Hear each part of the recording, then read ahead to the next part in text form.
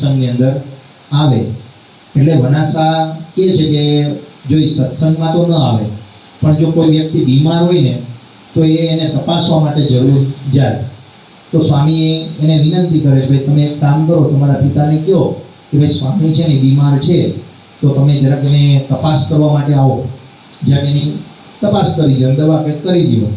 એટલે વનાસા પૂજાસા બંને ભાઈઓ એમના પિતા પાસે જાય છે ને એમના પિતાને કહે છે કે ભાઈ અમારા ગોપાળાનંદ સ્વામી છે એ અહીંયા ગામમાં પધારેલા છે અને થોડીક એની તબિયત સારી નથી, તો તમે જરાક એને તપાસી જાઓ એવી સ્વામીની ઈચ્છા છે.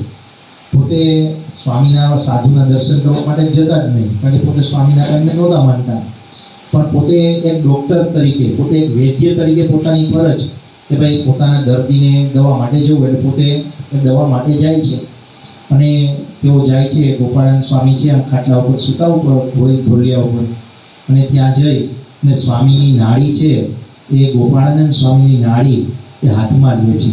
ગોપાળાનંદ સ્વામીનો હાથ એ નાડી છે. ભોગવા પહેલાં તો ગોપાળાનંદ સ્વામી આપણા શરીરમાં જુદી જુદી નાડી, આપણે જો ડૉક્ટર પાસે જઈએ તો આપણે નસ પકડે, આપણે આથી ભાષામાં નસ કહીએ, પણ પહેલાં જૂના સમયમાં નાડી વેદ કહેવાતા.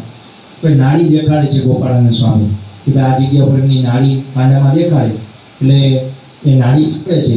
પણ જેવી પકડે છે ને નાડી, એવી ગોપાળાનંદ સ્વામી એની નાડી છોડી દીધી.